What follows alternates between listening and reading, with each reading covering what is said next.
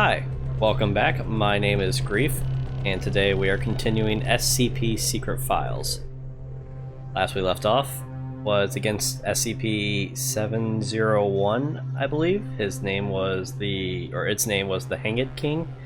It was a grammatical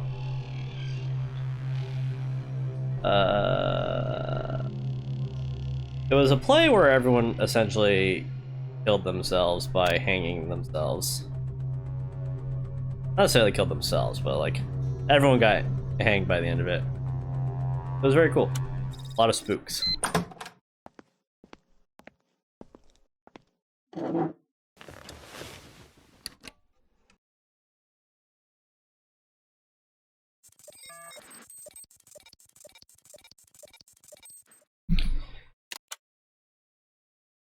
A lot of reading. Appendix 421-12. Object is an irregular clay pot with a height of 23 centimeters and a diameter of 28 centimeters. Do not be fooled by its appearance. It is an organism, a womb. Yes, an earthen womb. SCP-660 may be safely stored in a standard safe deposit box, provided its mouth remains covered with an inert perspex disc and sealed with a tamper-proof. Oh, can I click on it to see what it is? Oh no, this is just me. Not the information. And sealed with a tamper-proof tape. Log of tests involving human experiment with 660.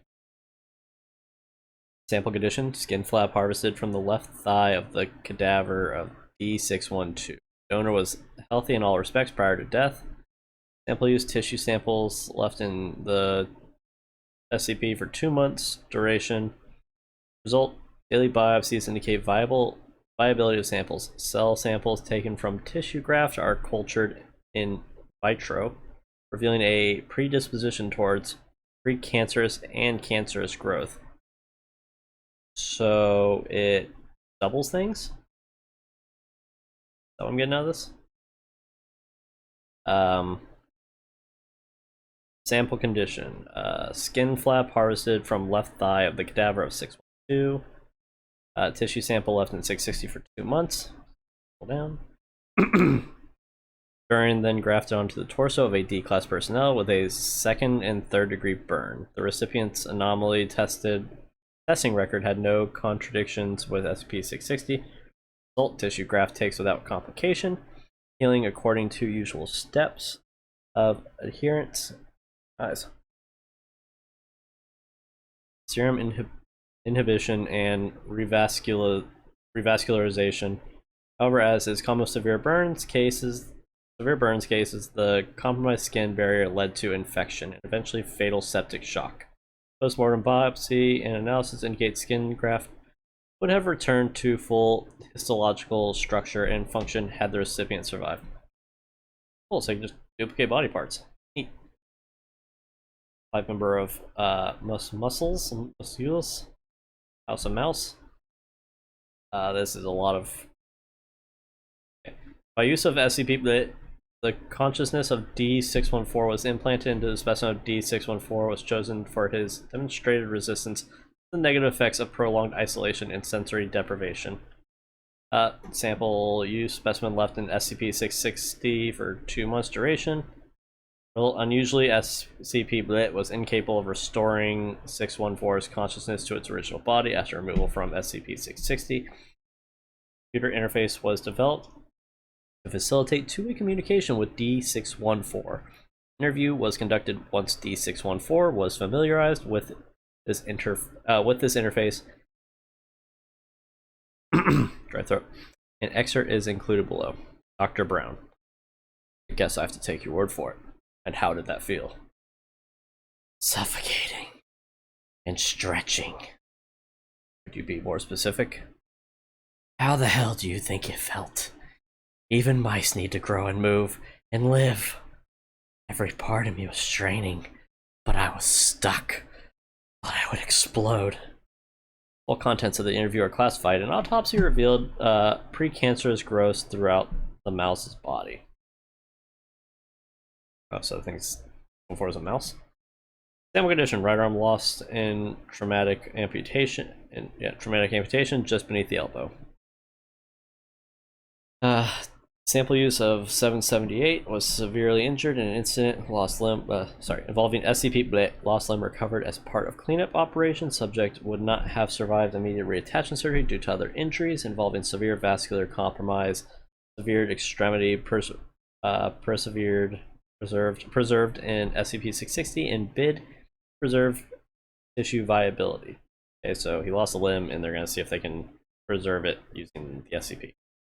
Firearm successfully reattached to previous owner. Subject reports return of sensation in fingers of right hand, contrary to poor prognosis due to severe tissue avulsion and nerve damage sustained in initial injury. Biopsy reveals little to no precancerous cell growth. Transplant ruled a tentative success.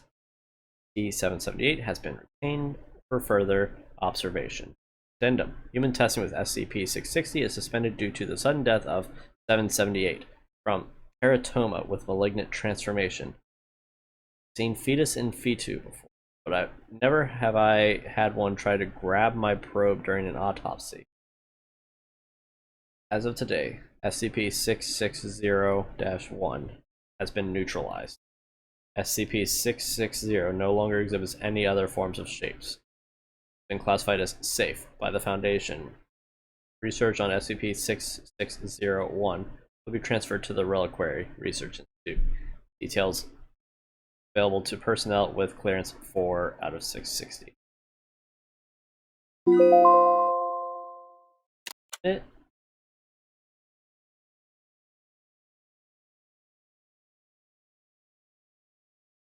Oh boy, more reading. Might be an entire stream of reading. Addendum 143-1, the trees were grown on site from saplings obtained from parent plants located in Nara Prefecture, Japan in 1905. The parent trees were owned by a family of traditionalist swordsmiths, claiming to be descended from a legendary sword maker named Hamakuni. They referred to the original trees as Jinki no Kodachi, or the Bladewood Grove. It is from them that the Foundation gained the techniques to cut and work the wood and petals into serviceable items. The original trees are still in Japan, owned by the government and still tended to by the same family. However, the government has denied all existence of the trees, and any products made from them are kept within the country. Addendum 143-2, SCP-143, to be watered twice every day on a regular basis via a large sprinkler system, unless already watered by local precipitation. Personnel are not allowed to enter the enclosure without Level 4 administration clearance, and are advised not to touch any of SCP-143, or stand beneath them unless wearing proper protective gear. It's important that no one be within the contaminant area when SCP-143 begins to shed. However, after the shedding has concluded, collection of fallen petals for testing purposes has been authorized by Project Director. Document 143A. We lost 3 staff to 143 today. They were collecting petals dropped by the tree the previous day when a sudden gust picked up, shaking a good deal of the petals from the trees and blowing them around. It stayed that windy the whole day. Send a cleanup crew, but it's still pretty windy. The odd petal is still falling. I'll have to pick up the remains when the wind dies down in a couple days. Oh. If it hits you, you die or something like that? SCP-143 testing logs. Hardness test. 5,000 HB. I don't know what that is on the Brinell scale. Withstanding temperatures of up to 1800 degrees Celsius. The weight to strength ratio surpasses even that of titanium, being some 15% lighter than aluminum. Both are notoriously difficult to work with due to their properties. Under high temperatures upwards of 1500 Celsius, separate pieces are capable of being fused together.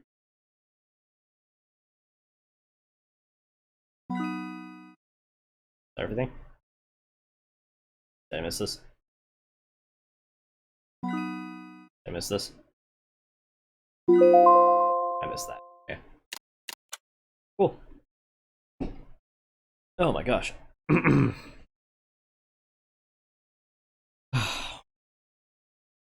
Log of items vended during testing phase 8. 800 yen entered for each item. Items being dispensed every 2 minutes. SCP-261 is attached to power. SCP-261 safety regulation stipulates that SCP-261 may be used a maximum of 10 minutes per 24-hour period. No transaction value exceeding the equivalent of 500 Japanese yen. However, in view of the necessity of this experiment, the Foundation has approved Dr. Blit requests to use SCP-261 higher frequency. Coke Zero, a can of Diet Coke, packaging in English. Cheetos, a small bag of Cheetos snack food, packaging in English. Black, a single pack of caffeinated chewing gum, packaging in Japanese. Yan, single yan cone, each dipping frosting, packaging in Japanese. The Meiji Seika Company does not produce this flavor.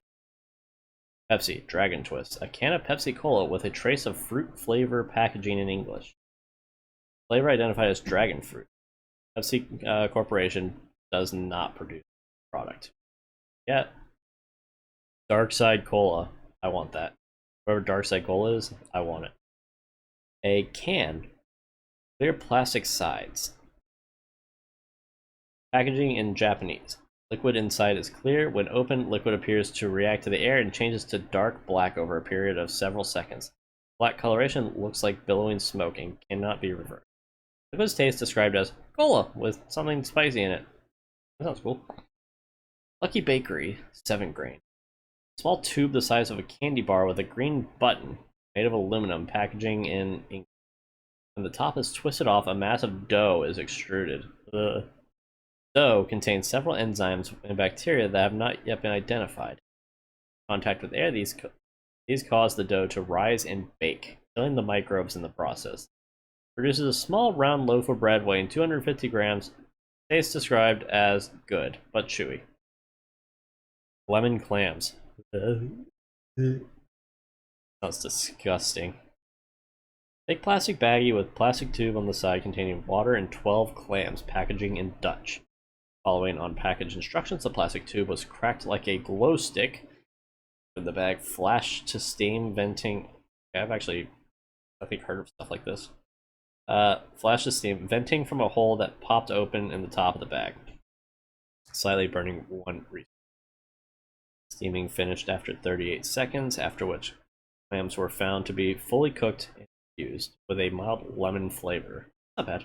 For investigation, clams match no record species. Diet Ghost. A can containing an instance of SCP-2107. Packaging was in English. Testing done in the instance provided similar results to the other contained instances of SCP-2107. This marks the first time SCP-261 has vended another SCP object. Probably not a good idea. Unknown. Small mesh bag filled with a small multicolored pyramids, packaging in an unknown language. Pyramids found to be very hard and unpleasant tasting compared to chalk in taste and consistency.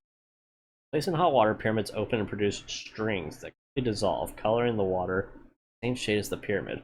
Water had no additional taste, but testing revealed a sharp increase in mineral, carbohydrate, and protein content, with several minerals unidentified at the present time. The content was found to be consistent with the recommended daily intake of nutrients for adult humans. Researcher ingesting the water reported stomach cramps 2 hours later. No other effect. He's weak. Unknown. Aluminum box with a small glass window on the side and a large round button on the top. Packaging in an unknown language. Box is seamless. Appears to be filled with small round animals covered in each with 3 small paws and a single large eye. Pressing the button causes the inside of the box to rapidly become superheated, cooking the small animals alive? What the fuck? Muffled noises and scratching were heard for several seconds during the cooking process. 1 minute and 30 seconds. The front panel opens and gives access to now cooked animals. Professor Kane volunteered to eat the animals with no other research willing to do so. Taste described as crunchy and very spicy with a small hint of beef.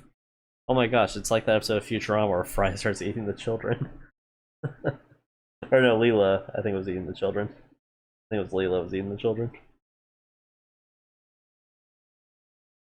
Unknown. Tall, thin aluminum can packaging in an unknown language. Opening the can caused a chemical reaction with the liquid inside the can.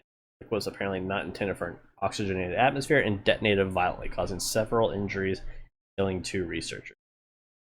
Testing discontinued and area cleared. Testing area observed to smell like citrus for several days. Well, Dr. The conclusion. It was either food or drinks. Nothing else. How awful. Let's call it an end. I'll keep going. That sounds great. No tests. Zoe, it's 5 minutes to 4 o'clock now. Just about ready. Again, you're not coming? Nah. Doesn't suit me. What about me? Or Chuck? Hi, Carl. We're going to attend the monthly lecture. A lecture?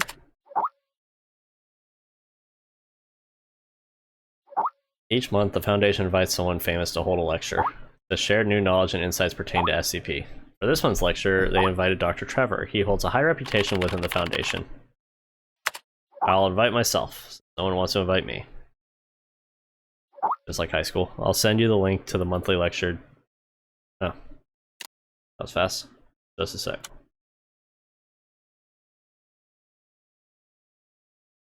From entry to... I want to join this conference. What's one down here? Alright.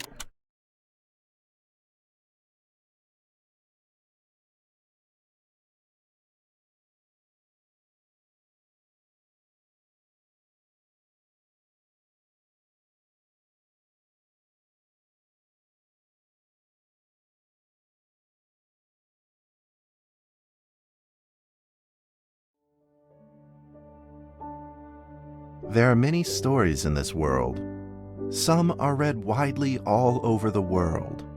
Some are hidden in dust and known only by a handful of people. Today I'm going to tell you a story no one else has heard before. A real story of mystery and wonder and adventure. And then you too will become the guardian of this story. The story takes place in a world of long ago. The hero of our story is a little boy. His name is Daniel.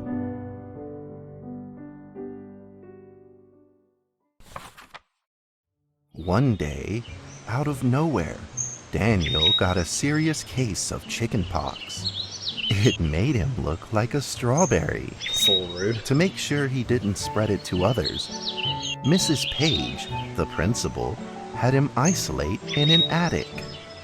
And so, in the attic he lived, all on his own. You have a chickenpox party. Invite all the kids. Mr. Daniel, while up here in this attic, you'll have plenty of time to practice your penny whistle. I hope you practice well and prepare for next month's art festival. But Mrs. Page, the melody is so difficult. Don't give up, boy. You don't give up before you fight. Attaboy.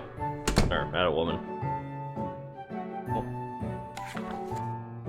Daniel was reluctant at first, but he trusted Mrs. Page, and he knew he should listen. And so he practiced the penny whistle. Okay. Oh. Yeah, okay. In space. Yes, yes, space.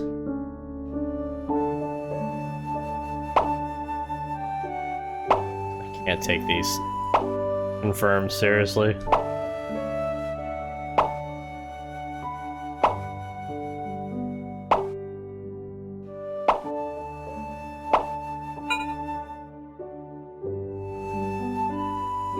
Oh, whoops. That's why they're not registering. I'm clicking the wrong buttons. I can't be getting these wrong.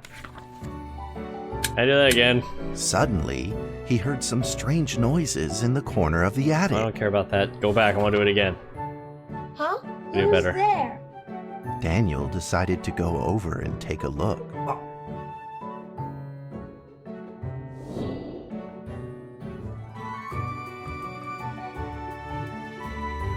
Oh shit, I'm in control. Oh my gosh, this is wild. Let's leave.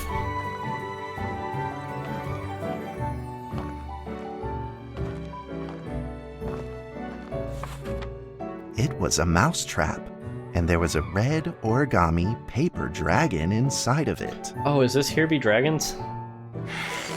Daniel carefully removed it. It was marvelous and beautiful. The only problem was part of its wing was damaged. But Daniel found a way to repair it. How to train your dragon. Use items to repair the dragon. Okay. Guess we need to give him a little band-aid, right?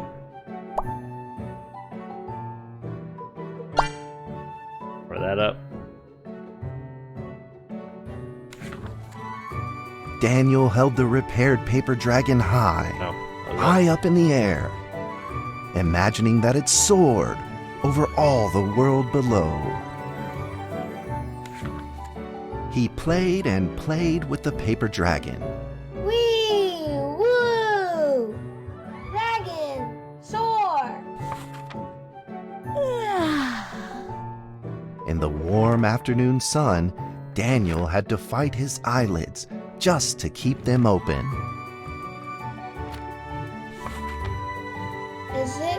Could it be?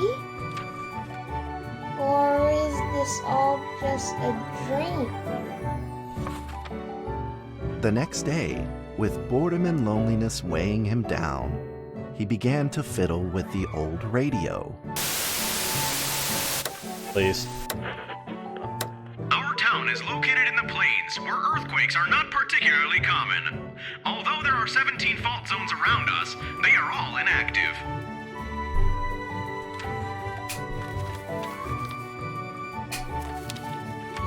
A scrunched up ball of paper rolled over to his feet.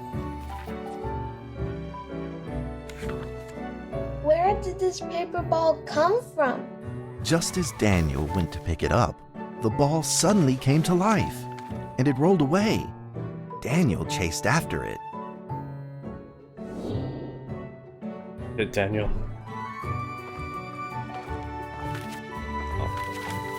Playground where the fat kid's chasing the ball over again and keep kicking it. Alright, that's outsmart it. Oh! Okay, yep, no, never mind. Kid's going crazy being locked up in this attic for so long. Gotcha. Just as he was about to seize the rolling paper ball, suddenly, terrible sparks erupted from it. Okay. Before his very eyes, the paper ball began to grow, bigger and bigger. We need scissors. At that moment, a red figure suddenly appeared. The red figure quickly subdued the paper ball and threw it into a cardboard box. Daniel studied the red figure carefully. Okay. It had a sticker on its fluttering wing. It was the paper dragon. I wasn't dreaming. Thank you for saving me. Daniel was grateful and very happy. He walked closer to the paper dragon, but the paper dragon seemed timid and afraid and backed away. Just then, Daniel had an idea. He took out his penny whistle and slowly played a tune. What happens if I play the entire thing wrong? No, we're gonna try and get this right. Come on, David or Daniel, whichever one your name was.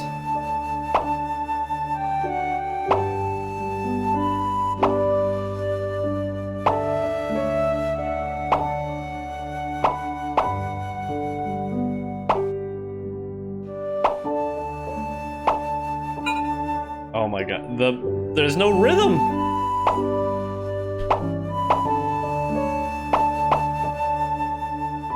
Let me just... I'm expecting a rhythm, so I'm like trying to play to a rhythm.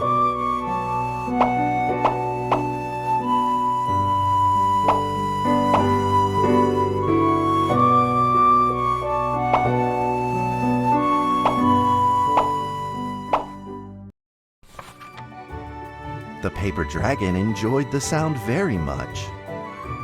It began to move along with the rhythm, flipping up and down in the air. Soon the two were playing and dancing, just like old friends.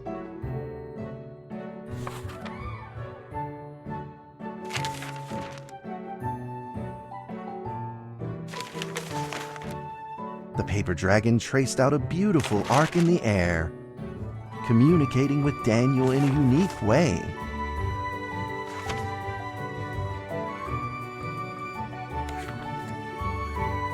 My cherished friend, That voice. after many long years, we finally meet again. Tell me, how has your family been? A great thank you for playing that music for me. This is very cute. You know how I love the beautiful rhythm of that instrument. But we ought to take precautions, as the room is not stable. Do you still remember how the room works? You're welcome to visit anytime. The piece of paper then changed back into the shape of a paper dragon and flew into the cardboard box. The box closed shut, and a calm silence was restored to the attic.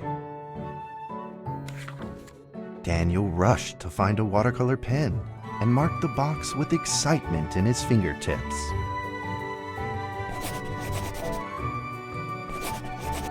There be dragons. Ah, like one of the few I know. Over the next few days, the paper dragon came out often to play with Daniel. During this time, Daniel introduced many of his friends to the paper dragon.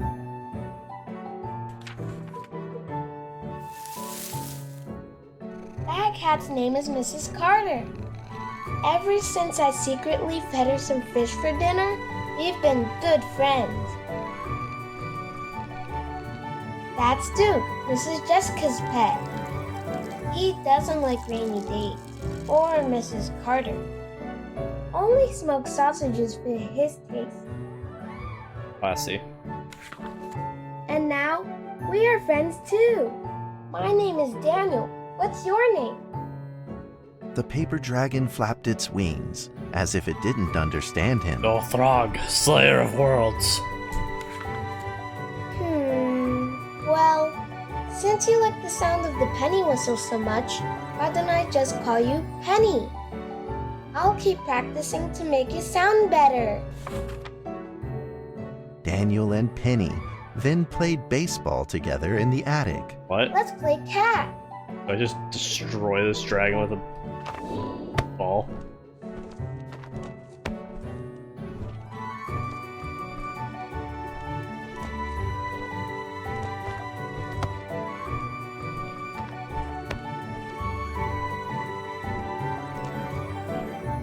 Very cute.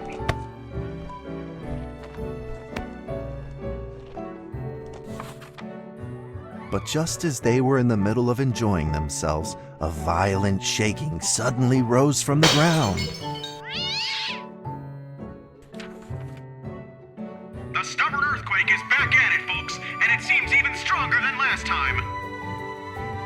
At this moment, the box suddenly shot open, and thick clouds of smoke billowed out, followed by several paper balls.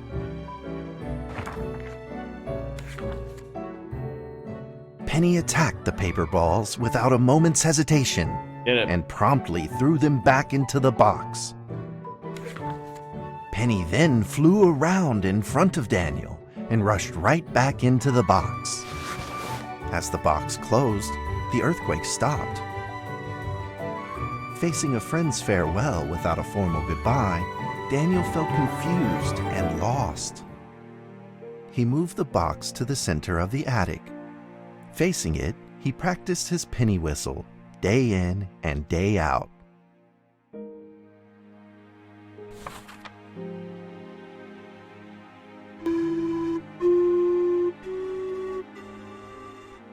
As the days went by, Daniel's playing became smoother. One day, the box suddenly began to move. Huh? 1, 2, 3, 4. This time there were 4 paper dragons. Can't name all of them now. But they weren't alone. Enemies began to jump out of the box too. Earthquake! Another earthquake! This time it's reached a magnitude of 5.8! In that small attic, the 4 paper dragons fought fiercely against the paper balls. This time, the paper balls used new tactics. They clumped together into a single monstrous ball of paper. It began to shoot strong bursts of electric sparks at the paper dragons as they flew through the air. As they were hit, the paper dragons fell from the air, one after the other. Seeing the injured paper dragons, Daniel felt very distressed and anxious. Just then, one of the paper dragons painfully started to fly and gathered the remainder of its power. The paper dragon transformed into a great beam of light and dove straight down to pierce through the monstrous paper ball.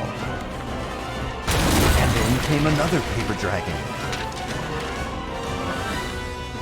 The monstrous paper ball was blasted to bits, exploding into smaller paper balls. Maybe we should tape that closed. Trembling, they struggled to escape back into the box. The sacrificed paper dragons were reduced to swirling shreds of paper, Oh. and a silence pervaded. Peace and tranquility were restored once again to the attic. Daniel saw the remaining 2 paper dragons lying on the floor, badly wounded.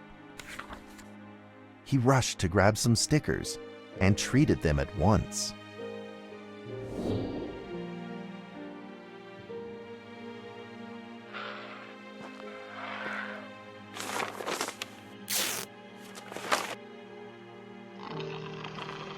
Okay, you're next, bud. Guess yellow's gone. Suddenly, countless paper dragons began to gush from the box. The 2 wounded paper dragons were repaired and began to fly. Like 2 colored threads, they merged with the other dragons, flying in unison. The dragons moved like a tide, flying freely through the attic. Daniel eagerly took out his penny whistle. He showed all his paper dragon friends the results of his hard work and practice.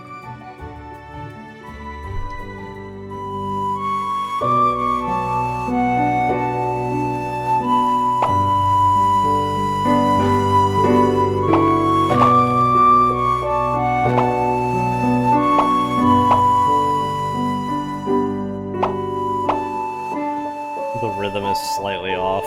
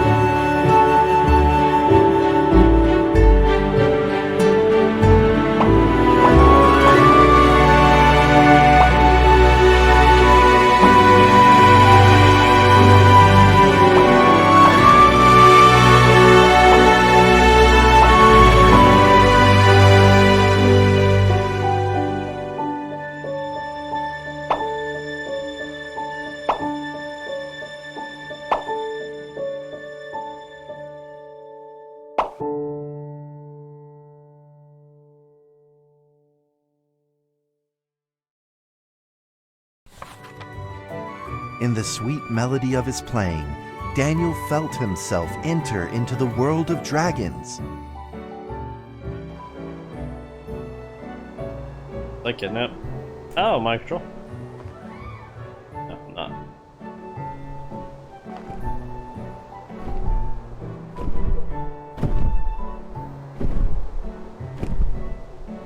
Hello, Penny.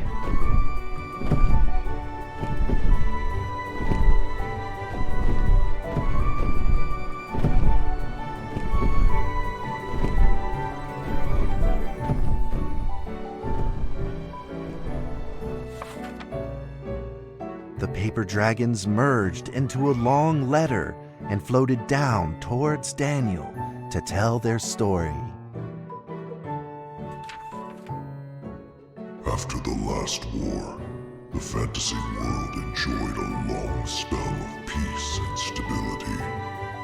But now, the giants have returned. They have launched ferocious attacks, trying to invade your world through the room. We are prepared to launch the final defense. Then we will have to destroy your room, for it is the last remaining entryway into your world.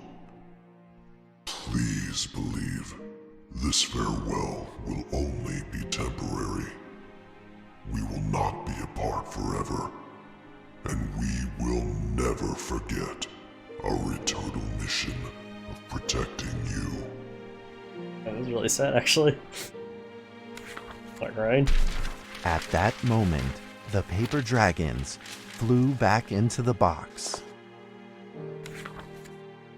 Daniel still couldn't fully understand what the paper dragons had meant, but he had a vague feeling in his heart that he may never see his new friends again.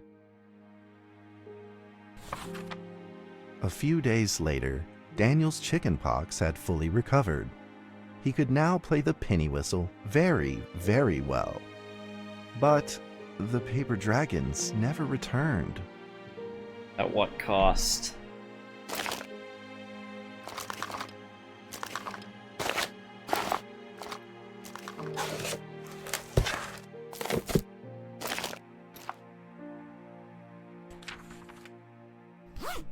Maybe it was time to leave and move on. Earthquake warning! Magnitude 6.2! A massive earthquake is hitting our town! All townspeople, please leave your houses immediately and move to safe open spaces! Just then, countless paper dragons shot from the cardboard box. However, it seemed like they were under attack, spinning and falling through the air in confusion. What's happening? Daniel quickly grabbed the stickers out from his bag and did his best to heal the injured paper dragons. Oh, this is me.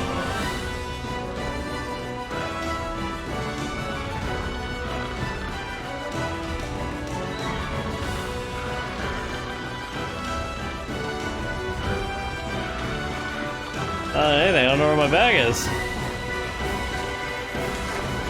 we go.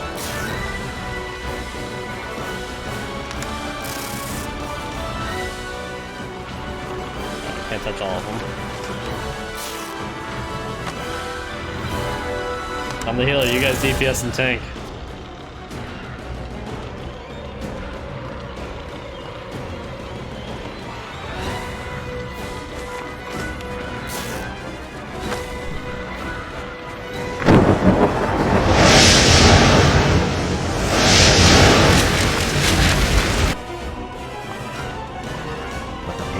Swarmed together and pushed Daniel away, subduing him firmly in the corner. He couldn't move. Suddenly, ominous clouds rose from the box, and a violent lightning flashed through the room. The figure of a giant slowly emerged from the thick clouds, and the entire attic became overwhelmed with its evil aura.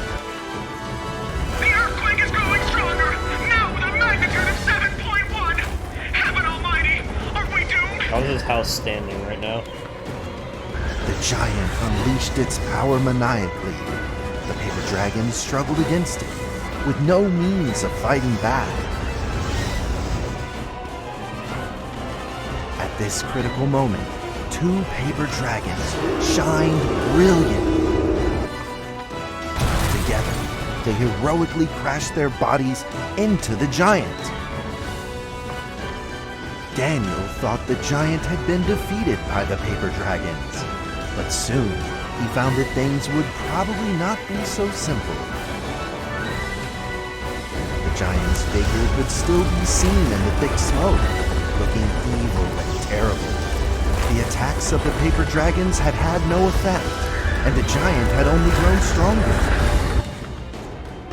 It fought back with a new ferocity. The paper dragons were simply no match for it.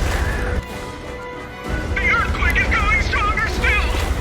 The greatest disaster this town has seen in over 100 years! My heavens! Will this nightmare ever end? With the paper dragons now all but defeated, Daniel spotted a frail figure in the distance. My buddy. It was Penny. It flew gently in front of Daniel and affectionately rubbed its head against his fingers, Oh. as if this whole crisis had never happened. Daniel felt like Penny was trying to tell him something, but he didn't quite understand what. Penny then left Daniel and soared into the air with a determination in its wings. Suddenly, the other paper dragons seemed to be summoned. They flew through the air, all together in unison, responding to the call without an ounce of hesitation. At that moment, Penny turned into a great red beam and rushed fast towards the giant. The other dragons followed, shining together like a shooting star. At that moment, Daniel seemed to see a real dragon flying.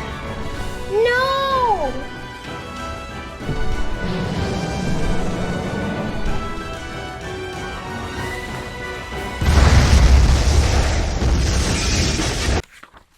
A huge explosion from the impact drowned out everything else in the attic.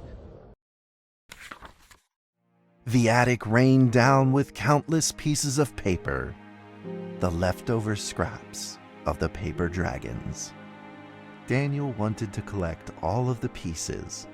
He thought he could still fix them. And pick him up, Daniel.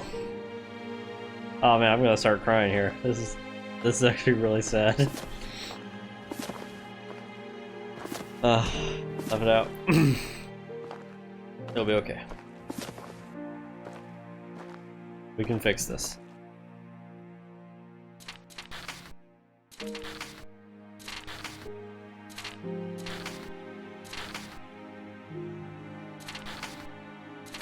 Oh, it's gonna form a fucking goodbye letter. Oh, I can't deal with this. Goodbye, my friend. Oh, there it is. There. Oh.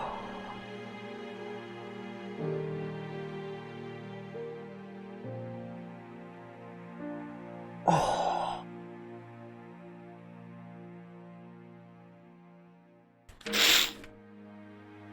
I'm not The crying. nightmare is over. The earthquake has stopped. With God's mercy, our town is safe. That's We fucked up. thank you, Lord, for your protection.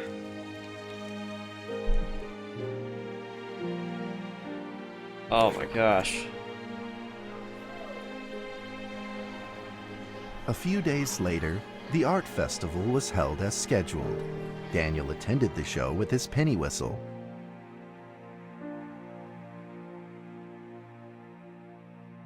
And now, Daniel Trevor will perform a penny whistle solo of a song titled Fly With Me.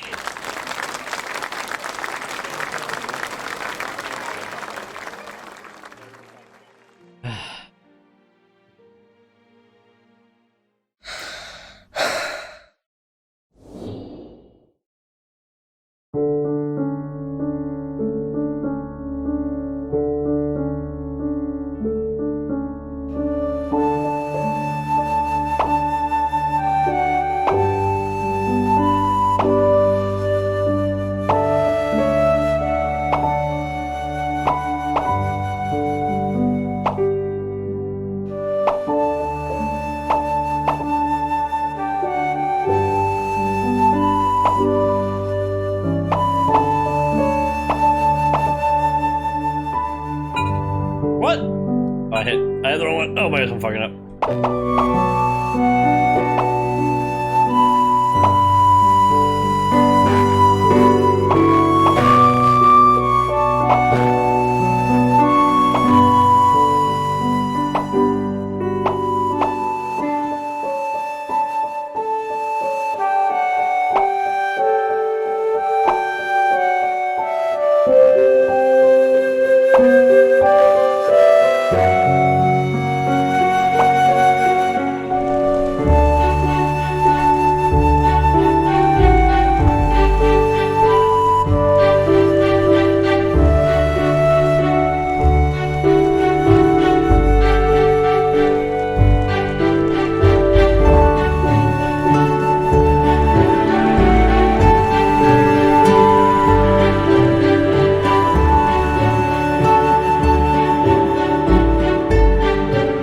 And that's how the story ends. Now, you might be wondering, what happened next?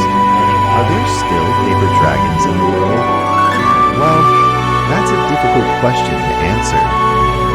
But I believe that they are still protecting us somewhere in this world, just like they promised they would, forever, into eternity.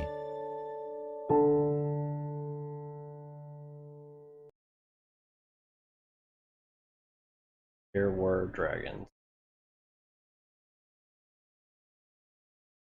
Oh, that one was rough.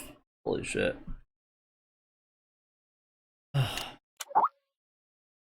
Dragon soar. What lovely paper dragons. I love them so much. Me too. What happened to those cute little ones?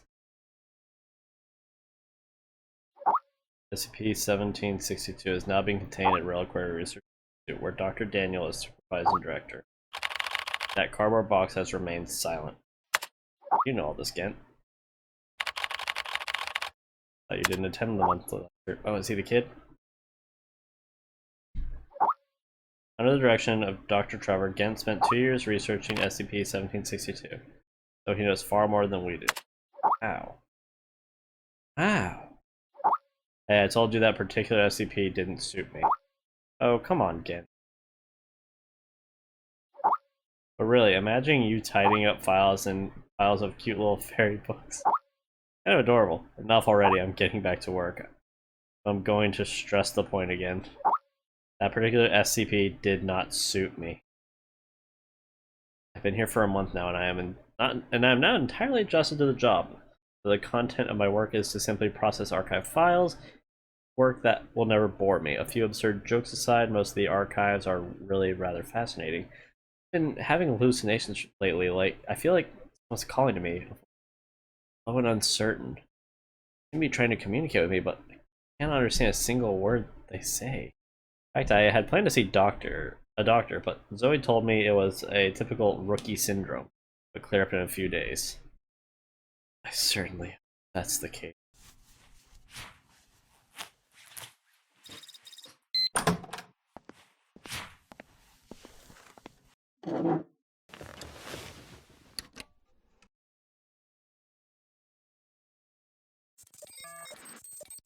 Oh my gosh, that...